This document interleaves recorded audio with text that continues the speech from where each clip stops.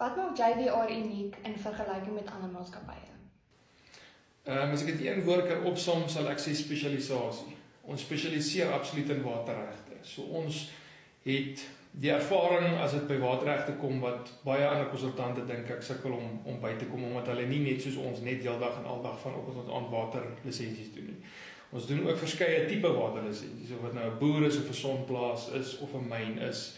Enige tipe ontwikkeling, kommersiële residensiële ontwikkeling. So ons het 'n baie breë veld van ervaring by waterlisensies, maar alles bly heeltyd waterlisensies. So ek dink die feit dat ons so spesialiseer, stel ons apart van ander konsultante en ek dink die feit binne ons maatskappy self is daar spesialisasie. Met ander woorde, daar's sekere afdelings binne ons maatskappy waar mense spesialiseer in 'n spesifieke aspek van die waterlisensie. So nie net is ons as 'n maatskappy spesialiste nie, binne die maatskappy spesialiseer daar verskillende afdelings op verskillende aspekte van die waterlisensie. So van begin tot einde is dit weet ons wat ons doen basies, as ek dit so kan stel.